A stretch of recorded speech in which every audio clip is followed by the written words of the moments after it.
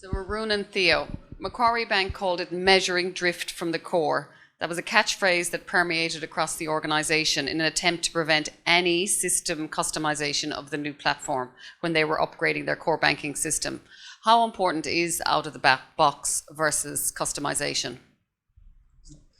Look, I think it is the most important thing is to look at why, what's the benefits of buying out of the box, right? So as I said, if you understand why you're doing it, as I said, is it to lower TCO, ensure you don't paint yourself into a legacy corner again with a new platform, and that you can sort of continuously upgrade and modernize, as I said, work towards an evergreen type approach with continuous releases.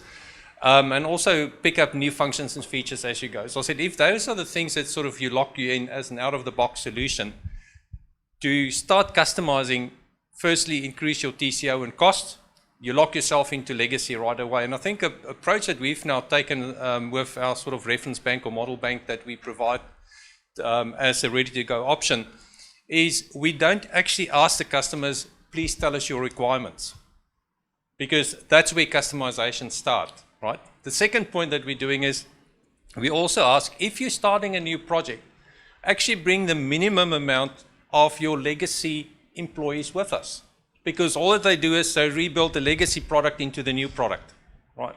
So we actually say, give us a new team, a new bank team, minimum knowledge, and let's design the new bank and the new processes based on what's available out of the box. Because out of the box, and I think all of our collective platform providers here have already built models that's based on the best practices worldwide, all the standard products in there, so they're actually ready for consumption. And that's where we actually started from. Now, the two things that you get from it to stay out of the box and natural is fast implementation, lower risk, lower TCA, and upgradability. And I think the thing is, especially in today's world, although cores are fairly static, all the ancillaries around it is moving so fast. And I think if you stay pure to the core and open out of the box, it just sets you up for the future to really utilize all the new functions and features coming out moving forward. And I think from our side is we've got a different approach to say, please tell me why not, but don't bring the legacy into play. That's how we move forward.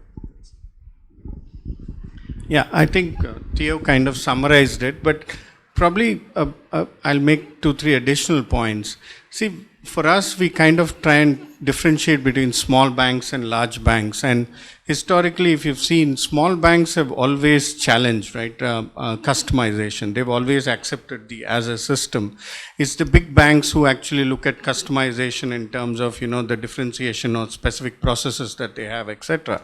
So we take a slightly different view here, and the biggest challenge of customization or drift from the core is always upgradability, right?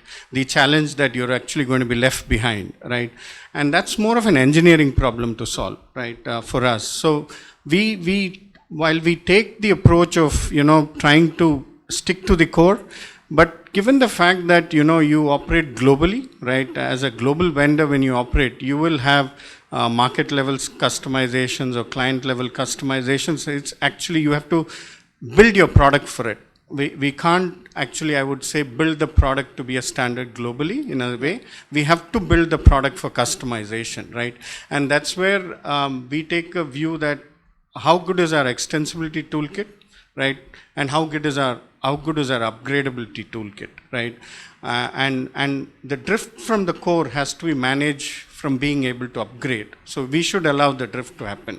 That is possibly a view that we take in terms of product design in a sense.